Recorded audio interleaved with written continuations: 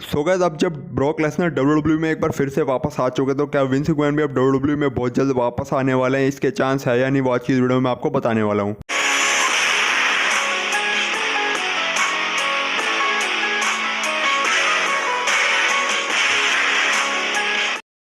So guys, आपको याद ही होगा कि आज से कुछ टाइम पहले हमने 2021-22 में रैंडी ऑर्टन और मैट रिडल की एक टीम देखी थी जिसको हम आर के ब्रो के नाम से जानते थे, और इन दोनों ने हैज़ अ टैग टीम में 2 बार टैग टीम टाइटल्स भी हासिल करे थे। आई थिंक ये 2 बार रॉ टैग टीम चैंपियंस बने थे। तो डब्ल्यूडब्ल्यू में हर बार ऐसा होता है कि जो टीम बनती है वो एक ना एक दिन टूटती भी है, और फैंस एक्सपेक्ट करते हैं कि इस टीम का कोई भी सुपरस्टार या तो हील टर्न लेने वाला है फिर फेस टर्न लेने वाला है। तो रैंडी ऑर्टन और मैट रिडल की जब टीम बनी थी और इसका नाम आर के ब्रो था, तब यहाँ पर फैंस ने एक्सपेक्ट किया था कि रैंडी ऑर्टन या फिर मैट रिडल में से कोई एक दूसरे को बेट्रेल करेगा यहाँ पे, या तो यहाँ पे मैट रिडल हील टर्न लेंगे या फिर यहाँ पे रैंडी ऑर्टन हील टर्न लेंगे।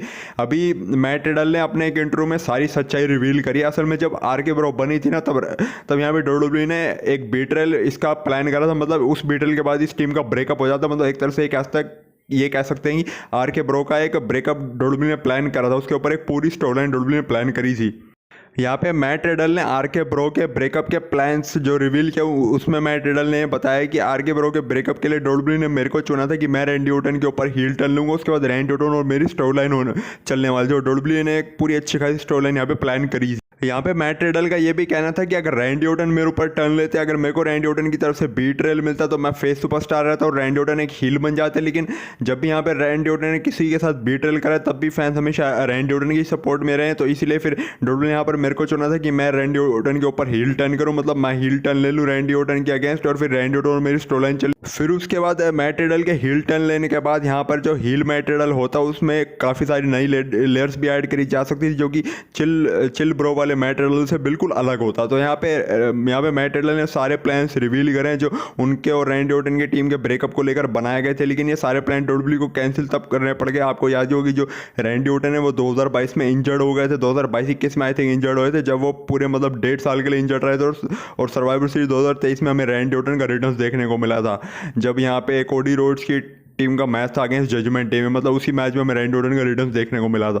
ठीक रैंडी ऑर्टन के रिटर्न से पहले डब्ल्यूडब्ल्यू ने कुछ टाइम पहले मैट रिडल को डब्ल्यूडब्ल्यू से रिलीज भी कर दिया था। तो इस वजह से हमें इन दोनों सुपरस्टारों की फ्यूड देखने को नहीं मिल पाई। लेकिन अगर आने वाले टाइम में इन फ्यूचर मैट रिडल अगर डब्ल्यूडब्ल्यू में कभी भी वापसी आते तो हमें शायद फिर से रैंडी ऑर्टन और मैट रिडल के बीच कोई प्रोग्राम देखने को मिल सकता है। खैर, आपके इस बारे में क्या थॉट्स हैं मुझे कमेंट सेक्शन में ज़रूर बताइएगा। सो गाइस, हमने पिछले हफ्ते की स्मैकडाउन लाइव में Sami Zayn versus Solo Sikoa का मैच देखा था, जहां पर सैमी ज़ेन ने क्लीन सोलो सिकोआ को हरा दिया था। फिर हमने रॉ में देखा जहां पे सैमी ज़ेन और रूसेव का मैच हो रहा था, वहां पे एमएफटी ने सैमी ज़ेन के ऊपर अटैक करा। तो यहां से क्लियरली पता लग गया कि सैमी ज़ेन और एमएफटी के आगे डायरेक्शन होने वाली है, क्योंकि इन दोनों मतलब एमएफटी फैक्शन और सैमी ज़ेन के बीच आपस में पंगे हो चुके हैं। और इस हफ्ते वाली स्मैकडाउन लाइव के हमने शुरुआती सेगमेंट में एमएफटी का सेगमेंट देखा था, जहाँ पे सैमी ज़ेन ने इंटरफेरेंस किया। सैमी ज़ेन ने कहा कि तुम्हारी वजह से मैं वर्ल्ड टाइटल का मतलब तुम्हारी वजह से मेरा वर्ल्ड टाइटल का मौका चला गया, मैंने तुम्हारी वजह से अपना वर्ल्ड टाइटल मौका गवा दिया, क्योंकि सैमी ज़ेन रो में वर्ल्ड टाइटल पिक्चर में आना चाहते थे। तो एमएफटी ने उनके ऊपर अटैक कर दिया। तो इस वजह से सैमी ज़ेन ने वर्ल्ड टाइटल की पिक्चर में आने का मौका गवा दिया। और सैमी ज़ेन ने यहाँ पर ये बोला कि एमएफटी में सोलो सिकोआ अब यूनाइटेड स्टेट चैंपियन है। तो सैमी ज़ेन ने सोलो सिकोआ से बोला था कि तुमने मेरे को एक चीज़ याद दिलाई कि वर्ल्ड टाइटल के अलावा भी और भी गोल्ड है डब्ल्यूडब्ल्यू में, और वो है यूएस टाइटल जो इस वक्त तुम्हारे पास है।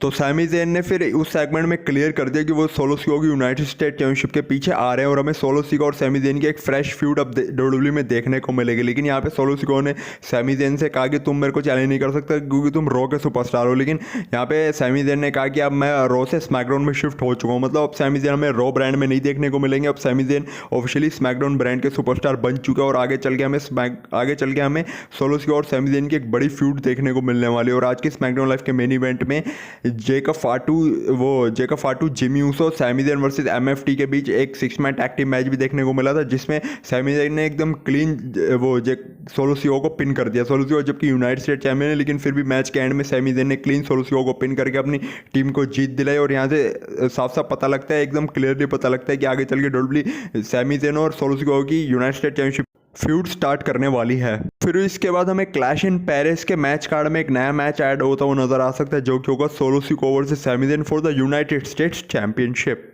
सो गाइस अब पढ़ते हैं अपनी नेक्स्ट और फाइनल स्टोरी की तरफ, जो जुड़ी है विंस मैकमैन से। तो विंस मैकमैन को लेकर अभी क्या इंसिडेंट चल रहा है वो तो आप सबको पता है कि जनरल ग्राइंड वाले लॉ सूट वाले केस में अभी विंस मैकमैन फंसे पड़े हैं। लेकिन अभी कुछ टाइम पहले विंस मैकमैन का एक कार एक्सीडेंट भी हुआ था। असल में विंस मैकमैन की जो गाड़ी है जिसका नाम बेंटिल है, उसने हाईवे पर 2 गाड़ियों को ठोक दिया था और वहाँ पर विंस मैकमैन को $500 फाइन देना पड़ा था और उस फाइन के चलते फिर विंस मैकमैन को रिलीज कर दिया गया। लेकिन अभी 26 अगस्त को विंस मैकमैन को स्टैम्पफोर्ड वाले कोर्ट में अपीयर होना है उस केस के रिगार्डिंग, जो उनकी बेंटले ने 2 गाड़ियों को ठोका था हाईवे पर।